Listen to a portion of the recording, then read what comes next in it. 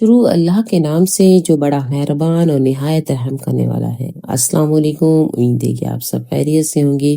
اللہ تبارک تعالیٰ آپ سب کو ہمیشہ خوش رکھے، آباد رکھے۔ آج کی اس ویڈیو میں آپ کو ایک ماں کی کہانی بیان کروں گی۔ جب اس کی بیٹی بیمار ہو جاتی ہے تو اس کے ساتھ کیا معاملات پیش آتے ہیں۔ شیخ حضرت والا شاہ محمد حکیم مکتب کا فرمان ہے کہ وہ بیماری اور پریشانی جس میں اللہ سے رجوع بڑھ جائے وہ اللہ کی رحمت ہے، اور وہ اللہ کی نعمتیں جو بندے کو اللہ سے دور کر دیں، اگرچہ وہ دیکھنے میں خوشنما ہوں لیکن باطن میں اللہ کا قہر ہے۔ ایک عورت کی کہانی ہے، وہ کہتی ہے کہ میری بیٹی کی بیماری ہمارے پورے گھر والوں کے لیے رحمت بن کر آئی۔ ہم سب کی کایا ہی پلٹ گئی۔ مڈل کلاس کے تمام خرافات میں ہم گھرے ہوئے تھے۔ بے پردگی، مووی، ٹی وی، تصویر، مخلوط تقریبات، سب چیزیں ہمارے گھر میں موجود تھیں۔ ہمارے گھرانے کے فیشن، گھر کی سیٹنگ ضرب و مثل تھی۔ الحمدللہ آج ہمارے گھر والوں کی سادگی اور دینداری کی مثال دیتے ہیں سب لوگ۔ گھرانے کی سب مرد شرعی لباس پہنتے ہیں، یہاں تک کہ میری بیٹوں نے ڈاکٹری اور انجینئرنگ کی تعلیم بھی اسی لباس میں حاصل کی۔ ہمارے ہاں سب عورتیں شرعی پردہ کرتی ہیں۔ کوئی بھی بیماری طول پکڑ لیتی ہے تو خراجات میں حد سے زیادہ اضافہ ہو جاتا ہے۔ یہ ٹیسٹ، وہ test, ultrasound, C T scan وغیرہ، اکثر ادھار لینے کی نوبت آ جاتی ہے۔ زیور بک جاتے ہیں، یہاں تک کہ میں نے خود بیمار کے علاج کے لیے گھر تک بکتے ہوئے دیکھے ہیں، لیکن الحمدللہ مجھے اپنی بیٹی کے علاج کے لیے کبھی اس طرح کی کوئی بات پیش نہیں آئی۔ ایک بار بس ذرا سا سوچنا پڑا جب ڈاکٹروں نے کہا کہ 90,000 روپے مہینے کی انجیکشن لگانے پڑیں گے جو ساری زندگی لگیں گے۔ پہلے مہینے کے تو بیٹا لے کر آ گیا اور کہنے لگا میں سمجھوں گا کہ میں کلرک ہوں۔ پھر میری بڑی بہن کا فون آیا، بھائی ہم سب بہن بھائیوں نے اور تمہارے بھانجوں نے مل کر مریم کے علاج کے لیے ہر مہینے پیسے دینے کا ارادہ کیا ہے، تم بالکل فکر مت کرنا۔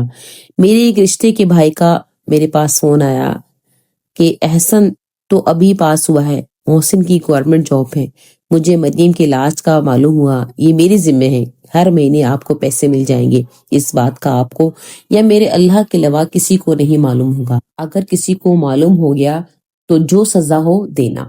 ہمارے گھر میں اے سی نہیں تھا، ایک چچا 1 لاکھ روپے دے گئے کہ اے سی اور جنریٹر ہماری بیٹی کے لیے خریدے تاکہ اسے کوئی پریشانی نہ ہو۔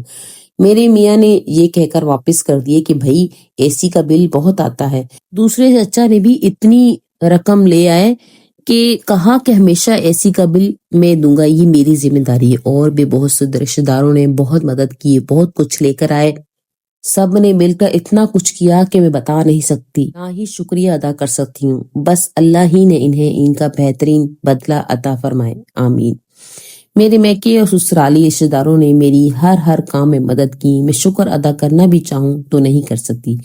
میرے ماشاءاللہ 7 پوتا پوتی ہیں، سب کی پیدائش پر اسپتال نے رشتہ دار آتے رہے، شادیوں کے کام سب بچیوں نے ایسے کی کہ مجھے محسوس ہی نہیں ہوا کہ میری کوئی بیٹی نہیں ہے، جو میرا ہاتھ بٹاتی۔ میرا فریج ہر وقت کوکنگ اور بیکنگ کی نئی ڈشز سے بھرا رہتا تھا، جو میرے شوہر کی اور میری بھانجی بھتیجے ہر دوسرے دن بنا کر لاتی تھی۔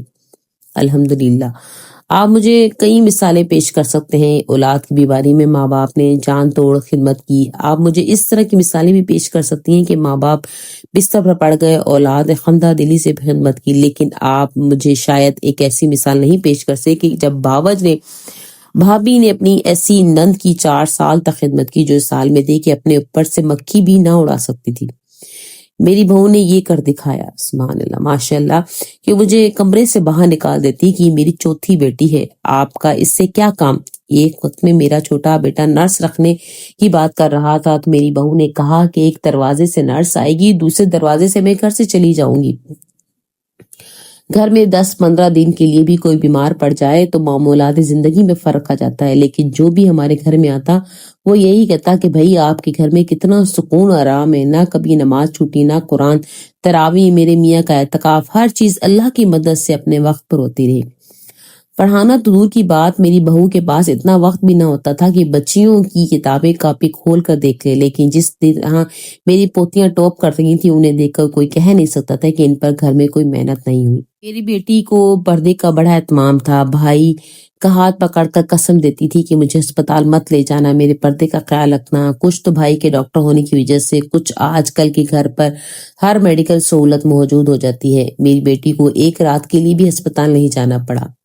میری بیٹی کا 6:45 بجے جمعے کے دن عصر و مغرب کے درمیان انتقال ہوا۔ عشاء کی جماعت کے ساتھ نماز جنازہ ادا کر دی گئی۔ اس پر میرے بیٹوں نے ایک صاحب سے کہا، میں اپنے رشتہ داروں اور دوست احباب کے سینکڑوں لوگوں کی تزئین و تکفین میں شرکت کی، مگر یا تو میں نے اپنے حضرت والا مفتی رشید احمد صاحب کا جنازہ دیکھا تھا کہ 2 گھنٹوں میں کام ہو گیا تھا، یا آج آپ کی بہن کا دیکھ کر رہا ہوں۔ آخر میں اتنا کیوں کہوں کہ 24 جولائی جمعے کے دن کا عصر و مغرب کے درمیان کا وقت میری اس دعا کی قبولیت کا وقت تھا کہ جو ہر نماز میں مانگا کرتی تھی کہ اللہ چاہے ایک دن کے لیے دے دینا، مگر مجھے میری بیٹی سے زیادہ زندگی دینا، میں اپنی ذمہ داری کسی کو دے کر نہ جاؤں۔